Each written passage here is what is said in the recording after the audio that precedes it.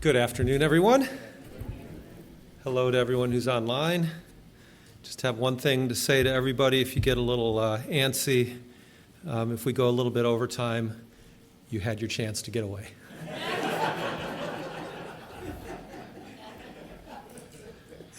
Always take advantage of the opportunity when it arises, right?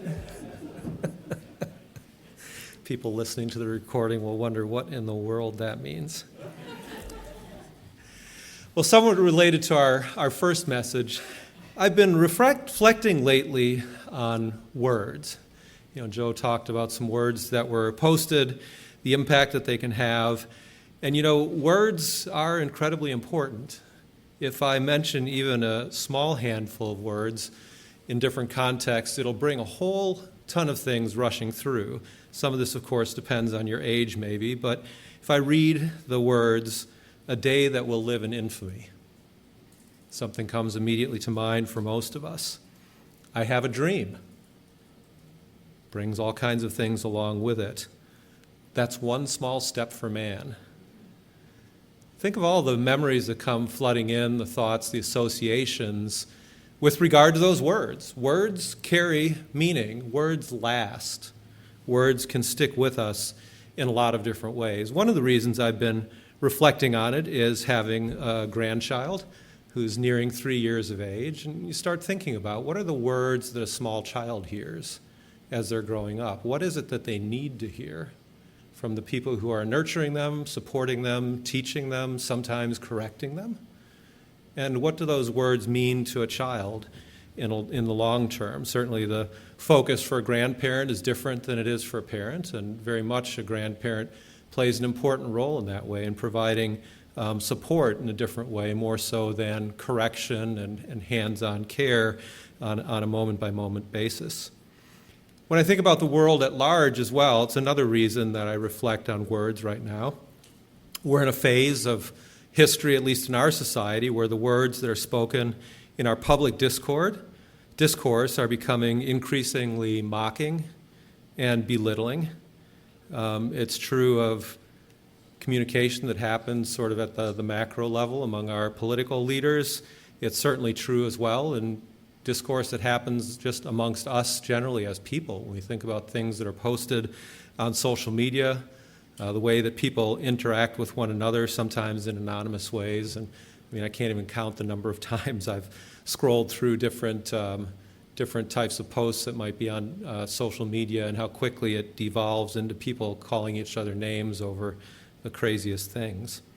Time will tell, of course, whether this is a phase that we're going through in society or whether it's something more lasting that we're in. But what we've certainly found is that the impact of words has an impact as well. Part of the impact is on mental health. I was looking up a few studies in May of 2024. UC Irvine did a study. It indicated that 44% of all internet users in the U.S. have experienced online harassment. And most of that, again, is through the printed word as they're interacting with people online. Of course, we've all heard of and perhaps read studies that link social media use in particular to mental health issues and how those are becoming more and more rampant. The Bible, of course, has a lot to say about the words we use, and that's what I'd like to spend a little time on today. A keynote scripture is Ephesians 4:29. Ephesians 4:29. I'd like to read this one from the New Living Translation, which I think expresses the thought and the meaning behind this verse really well. There we read Paul's words translated as, "Don't use foul or abusive language. Let everything you say be good and helpful, so your words will be an encouragement to those who hear them." Now, the Bible has even more to say about people who fall on the opposite side of the spectrum and who don't exercise those types of ideals in the way that they communicate. They're referred to mostly in our English Bible as scoffers or as mockers. We heard those words a little bit in the first message today as well. 2 Timothy 3, verse 2 talks about this as being an attitude or phenomenon that will accelerate as human society begins to fray before the return of Jesus Christ. But what is a scoffer specifically? You've probably heard the word. I'm sure we've read it and maybe heard it talked about a bit. It's not really a word that we use a whole lot in our modern language.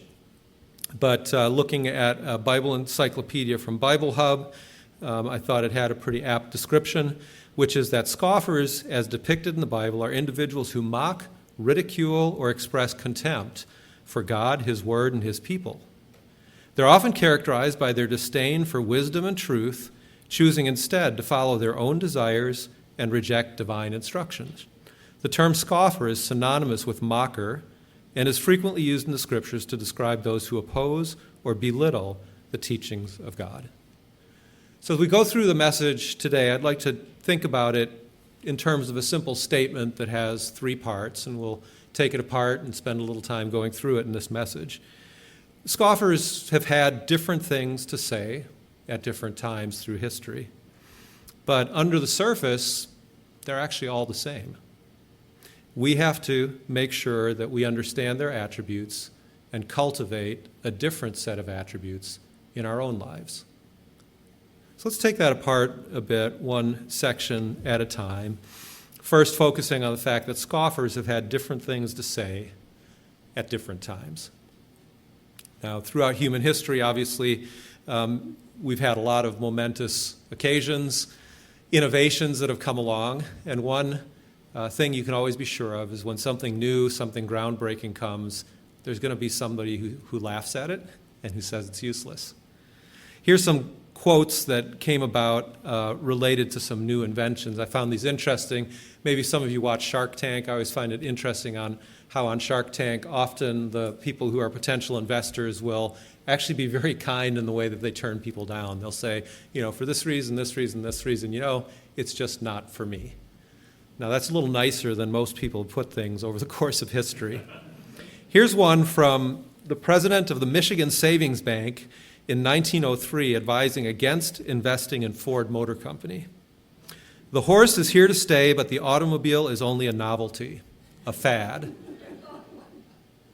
Western Union internal memo, 1876. The telephone has too many shortcomings to be seriously considered as a means of communication. 1880, Henry Morton, president of Stevens Institute of Technology, talking about Edison's light bulb. Everyone acquainted with the subject will recognize it as a conspicuous failure. Ken Olsen, founder of Digital Equipment Corporation, 1977. There's no reason anyone would want a computer in their home. 1911, Marshal Ferdinand Foch, French military strategist. Airplanes are interesting toys, but of no military value. 1962, Decca Record Company, rejecting the Beatles. We don't like their sound, and guitar music is on its way out. So for every time, for every groundbreaking history, there's a mocker, there's an unbeliever, there's somebody who's willing to make fun of it or point out what they think is wrong with it. And that's really no different if you look through the history that's recorded for us in the Bible. And we'll kind of spin through a few of these passages quickly. I'll give you the scriptures as we go, but and I'll try to quote the right book, which I didn't do the last time I spoke, I recognize, and just talk through these. So we just see briefly the fact that scoffers not only happen through our modern human history, but throughout the Bible, actually, their existence is documented. Think of Pharaoh. In Exodus 5, verses 1 and 2, Pharaoh scoffed at Moses in refusing to let Israel leave Egypt, made fun of God, wouldn't recognize his power.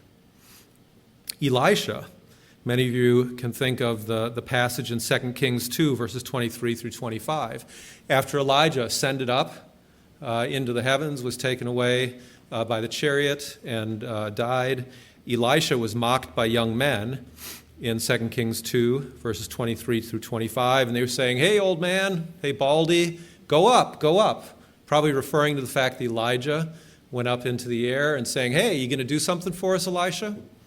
What do you got? And of course, in their case, after Elisha promised or pronounced a curse on him, God sent bears to go and attack those people who were mocking him.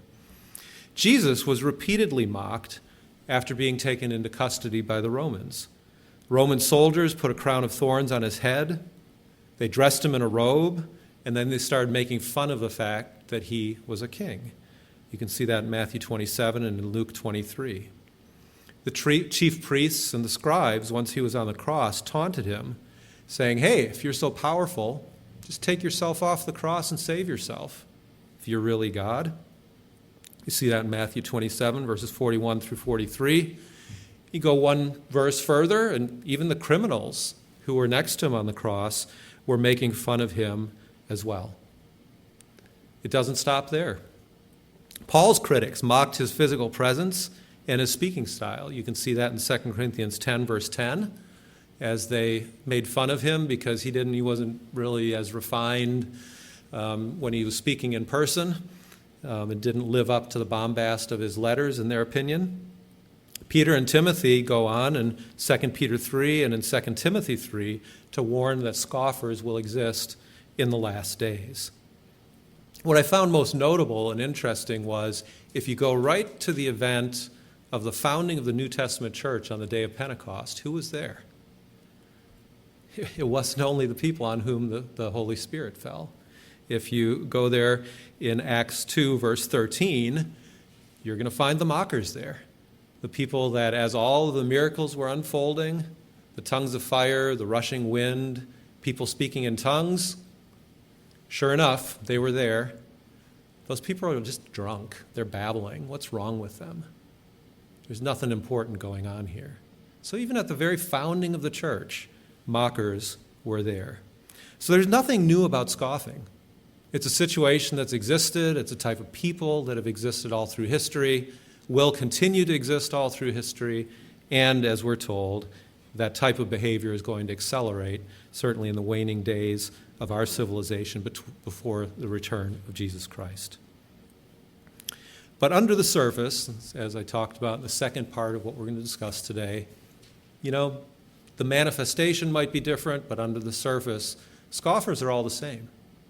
There are actually some very pronounced characteristics that are talked about in the Bible that people who have a scoffing attitude exhibit, and things that give rise to this attitude. Let's take a few minutes to talk through those and take note of them. And it's not just to identify them in others, but we need to look at ourselves, especially, again, as we see the pressure of a society that's more and more geared towards this kind of discourse, and we start to think about ourselves and examine the things going on in our own lives. And honestly, that's one of the reasons that I chose this topic, is as I've looked at my own life, at the things I'm exposed to, the things that I read, the behavior that I see on a day-to-day basis, and consider how it is that I'm processing it and the extent to which I'm living out that same way in the way that I act. Let's go to Proverbs 9, first of all. One of the hallmarks, one of the qualities of people who are scoffers is disregard for wisdom, and even more importantly, disregard for correction. Proverbs 9, we'll start in verse 7. Here the writer of this proverb says, "He who corrects a scoffer gets shame for himself, and he who rebukes a wicked man only harms himself. Don't correct a scoffer, lest he hate you. Rebuke a wise man, and he will love you." So it draws a real contrast here between a person who's a scoffer and how they take on board feedback from other people, even correction from other people, and the resistance that somebody who's a scoffer has to what anyone has to say in terms of input. They put the walls up, they resist, they don't want to hear any of it, whereas those who are wise will consider. I think even of David, I believe it was during the time that Absalom had taken over the kingdom, there was even a person who was cursing David. And what did David say? You've got to listen to him. He might have something actually truthful in what he's saying. And he asked his men to abstain from striking him down. He exhibited that attitude of, no matter where it was coming from, considering the things that were spoken to him, the correction that came to him, and thinking if it had validity and how he should put it into effect. Another thing that's common to scoffers, regardless of what they're talking about, what they're saying, but an underlying attitude is that of creating conflict. Scoffers tend to create conflict. And again, this is something we see playing out every day today, often among people who really don't know each other. It's interesting how we're somehow geared that something comes down when we're dealing anonymously with people. We don't have the same concerns about lashing out at people if we're not seeing them face to face or we don't know them personally. Proverbs 22, we'll read verse 10. Proverbs 22, verse 10. Here the writer of this proverb says, "Cast out the scoffer, and contention will leave. Yes, strife and reproach will cease." So when scoffers are present, there's tension, there's strife, and partially it's what we read about before. They resist anyone that's going to push back on them or suggest that there's anything different than what they say. And it causes tension because scoffers will do that. They will cause contention. They'll always be looking for a fight. They'll always be looking for something to argue about. The next quality that we'll talk about briefly is the motivation by arrogance and pride. And this is something that gets bound up within all of this. Proverbs 21, verse 24. Proverbs has a lot to say about this. Proverbs 21, verse 24. Here we read, "A proud and haughty man, scoffer is his name. He acts with arrogant pride." Perhaps you've run into situations like this. It's that sort of attitude of, "Do you know who I am?" Have any of you ever had someone say that to you? I've run into those situations. I had one come up at work over the last number of years where in the role that I'm in, I've got to advise people sometimes when they're speaking publicly and representing our company, and got on the phone with one person, and it immediately turned into screaming, and basically 3 or 4 minutes of him telling me why he knew more about his subject than anybody else, and he didn't need to take advice from anyone, and the best thing that we could do is leave him alone and let him do what he does well because he does it better than anybody else. So those types of attitudes exist. They exist in other ways as well. Probably the most colorful example I can think of is people approaching wildlife in national parks and other places. Have any of you seen those signs of a bison with its head down and a person sort of like this flying through the air and the X through it? Why do those signs exist? Because certain people think that they're smart enough that they can approach a wild animal and take a selfie and have no adverse consequences from it. One of the more well-known examples, perhaps you heard, was an incident in 2019. It happened at a place called Wildlife World Zoo in Arizona. And there was an enclosure that held a jaguar. And there was a lady in her 30s who decided it was a good idea to step over a waist-high barrier, step right up against the bars of the enclosure, and turn around to get a selfie with a jaguar. Because why not? Well, predictably, the jaguar reached through, clawed her arm, and was causing very serious injury. Obviously, everyone started screaming and running for help. A man who was there with his family came and had a water bottle, of all things, and just started banging the water bottle and distracted the jaguar, who let go of the lady. She was not seriously injured at the end of the day, although she had some, pretty good-sized injuries to her arm. To her credit, she later returned and apologized and called her behavior foolish. So we can't count her among the scoffers because she understood at the end of the day what she did. But we see all these different types of behavior, don't we? We have something within us as human beings, and we all have different triggers for it. It's worth thinking about within our own lives, because I think if we all reflect in our lives, there's something that sets us off at a certain point in time where we, within our own heads, and it's different for each of us, says, no, I know better than you, and I'm not going to let you tell me what to do. And it's worth thinking about within each of us, every one of us. I certainly have it. Each one of us has those things where the wall just goes up and we lash out in that way, don't we? The last element that the Bible talks about that I want to mention about scoffers is an attitude of being selfish and self-gratifying, given to satisfying your own lusts. And this is when we shift. We had several proverbs that we wrote. When we shift into the New Testament, something that's brought out pretty powerfully in a few passages there. Let's read Jude. Jude only has one chapter, so I guess we'll say Jude 1, verses 16 through 19. This is Jude talking about some of the people who were being encountered at that point in time. He describes them in verse 16 as grumblers, complainers, walking according to their own lusts. They mouth great swelling words, flattering people to gain advantage. But you, beloved, remember the words which were spoken before by the apostles of our Lord Jesus Christ, how they told you that there would be mockers in the last time, who would walk according to their own ungodly lusts.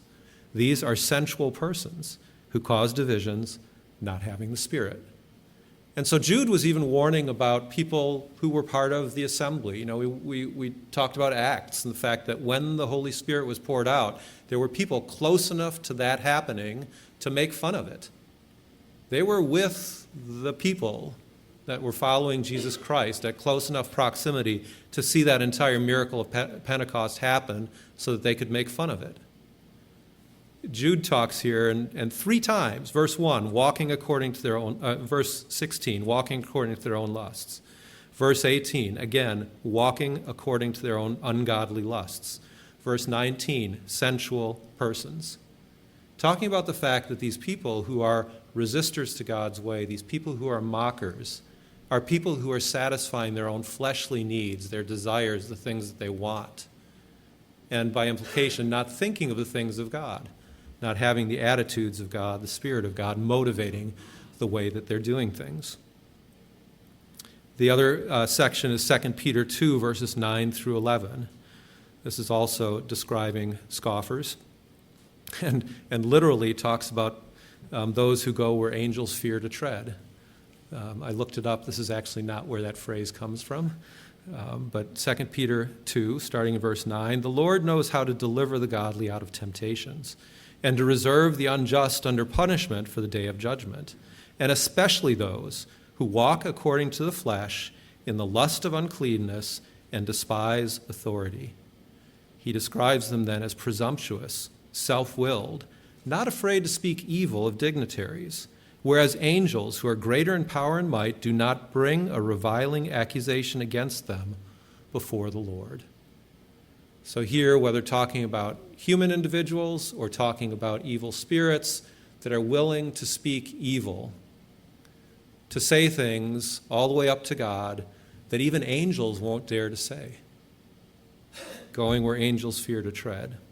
And so that's another quality that we have to consider, this idea of being selfish, self-gratifying, giving in to fleshly lusts, and pursuing those as the main part of life as being a hallmark of those who are scoffers or mockers. So they're clear and common attributes of scoffers, and these are laid out here in these scriptures, regardless of what the topic is of what they're talking about. And clearly in the Bible, scoffers typically are those who are speaking out against God, His power, His people. But what we have to watch out for is the attitudes that go along with it. And what I want to do is just focus on one area here as we move into this last section, talking about the fact that we have to cultivate a different set of qualities or attributes in our lives, a set of attributes and qualities that's different than those of scoffers. Because when we think about those qualities that I just walked through for a few moments, those are the qualities that we see around us every day in society, aren't they? They're things that we encounter every day, whether we're interacting in our neighborhoods, going to the grocery store, going to work, whatever it is that we're doing. And if we're not careful, if we're not conscious, we can begin to act in a very similar way. So I use the word here when I say we have to cultivate a different set of qualities. I use the word cultivate very deliberately. I know we have several people in here who love plants, propagating plants, planting gardens, tending to their gardens, cultivating their gardens. And the word cultivate is used for a reason. You've got to spend time. You have to think about what it is that you want to have grow there. You want to think about what it needs. We were in a position where we had to plant some things recently in a place that gets a boatload of sunlight and doesn't get a lot of water. And we had to think very carefully about what sort of plants do we choose for a place like this in order to cultivate something that's going to grow and look nice in a place that's in the sun 3/4 of the day and doesn't get a whole lot of water. So in cultivating, a lot of thought and care has to go into it. If you choose the wrong plant for that kind of a place, and I don't know my plants well enough to give an example, but you choose a plant that needs shade, needs a lot of cool, needs a lot of water, and you put it in a place like that, it is going to die. And so we have to think about what is it that we're cultivating, the qualities that we're growing. What nutrients does it need? What level of water, what type of care, what type of soil does it need? And in our own lives, we've got to think about that in terms of the attributes that we need in our lives to make sure that we have the right attitudes. We're not cultivating the attitudes that lead to a scoffing or a mocking mentality, but rather that we're cultivating the attitudes that lead towards the godly state of mind. Let's go to Luke 6. This uses the same analogy of cultivating or growing, and then it connects it through to a specific idea, and that is the nature of our heart. Luke 6, we'll start in verse 43. Lots of agricultural examples in the Bible. For a good tree, in verse 43, does not bear bad fruit, nor does a bad tree bear good fruit. You get what you cultivate. You get what you grow. It's something, you don't plant apple seeds and expect to get a pear tree. It's just not the way nature works, and we know it when we're dealing with growing things. For every tree, in verse 44, is known by its own fruit. Men don't gather figs from thorns, nor do they gather grapes from a bramble bush. A good man, in verse 45, out of the good treasure of his heart brings forth good. An evil man, out of the evil treasure of his heart, brings forth evil. For out of the abundance of the heart, the mouth speaks. So think of the connection here of cultivation. Because what it's saying is, deep down, what it is that you feed into your heart, what you encourage within yourself in terms of thoughts, emotions, reactions, what you tolerate within yourself is what ultimately comes out of your mouth. And it comes out in your actions as well. But the hardest thing to control, as we read in other parts of the Bible, is the tongue. And ultimately, what's in our heart comes out in the things that we speak. And so it leads to that question of what is it that we're cultivating within our hearts? What is it that we're giving nutrients to? What are we nurturing? What are we feeding? What are we helping to have grow within our hearts? We don't have a lot of time today. I'll focus on one key attribute, and that's the attribute of humility, because it's something that spreads through, and especially when we think of the idea of mockers and scoffers, it's an underlying antidote, if you will, an opposite to the types of attitudes that feed that type of behavior. And if you're looking for more things to consider on the topic during the week, I'd recommend going back to those attributes and thinking about what are the opposites of these attributes that are described of scoffers, and what can we do to cultivate the opposite of those attitudes. We heard last week about the parable of the sower and the soil. What is it, again, that we're nurturing and helping to grow within our lives, and what is it that we're plucking out as a weed and throwing away? 1 Peter 5, we'll read verses 5 through 7. It talks about this concept. 1 Peter 5, starting in verse 5.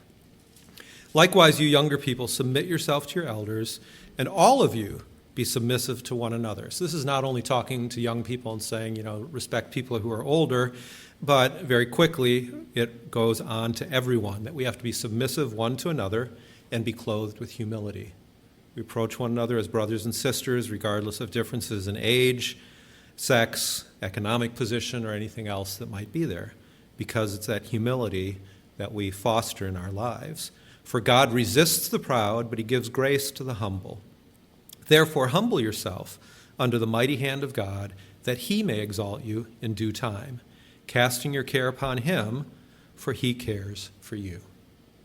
So you see how opposite that is from the arrogance that's described in Proverbs of those who are mockers, how it's the opposite of some of the other examples in Jude and in Peter that are given of people who mock and what they feed, what they pursue in their lives.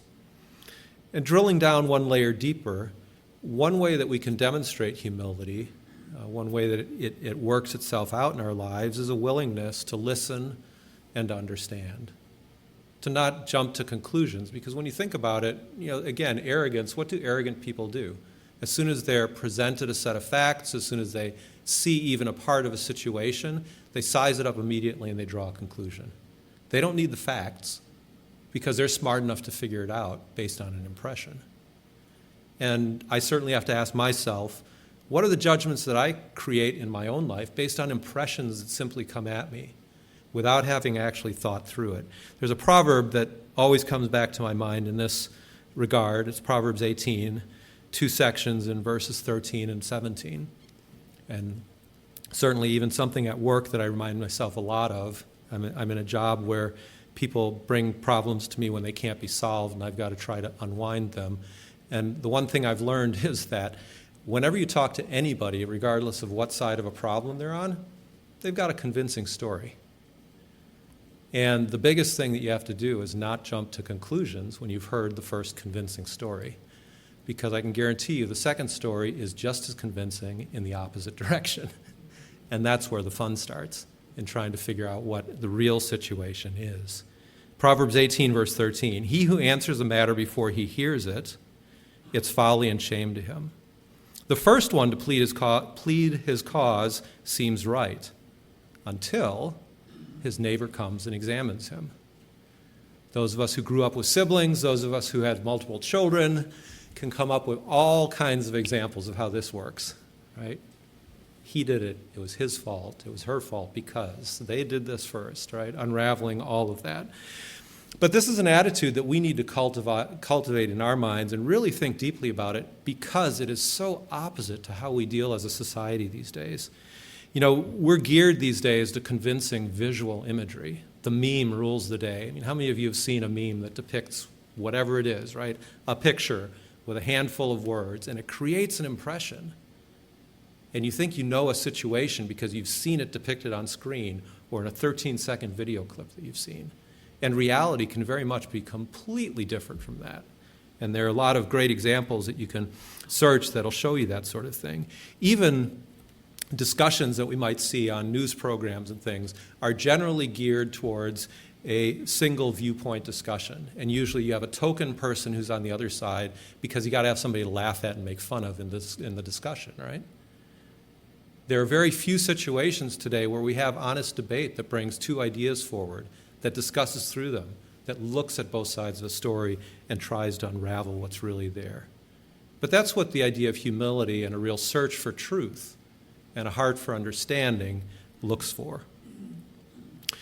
So, as we wrap up that part of the section, we have to cultivate, we have to think about, like we heard last week, the parable of the sower, we think about the soil. And we have to think about what it is that's being planted. What are the weeds that we're rooting up? What is it that we're encouraging to grow in our lives? Are those things that lead towards an attitude of humility, of gaining understanding, versus the attitudes that feed a scoffer or a mocker? So in conclusion, we talked today about how words can have a very significant impact. Even short phrases can bring back all kinds of things to our mind and a great deal of meaning. We're in a phase in our society where mocking and scoffing is becoming more and more mainstream, even celebrated as a skill. We've spent a few minutes reflecting on this topic, and we've noted that scoffers have had different things to say at different times. They've always existed. The topics they've given their opinions on are different based on the time of history and the situation they're in. But under the surface, they're the same. There's a consistent set of attitudes, motivations, and heart that underlies a scoffer. And we looked at some of those. And lastly, we need to look at our own lives and cultivate, and truly cultivate, a different set of attributes in our own lives. Just like we cultivate a plant or a tree, we grow a seed up into a large tree over the course of time, a heart that promotes humility and dedication to God rather than arrogance or satisfying our lusts is key to having the right kind of life before God and with other people. So as we move forward in our lives, let's be conscious of the power of words and the need to avoid the pitfalls of scoffers.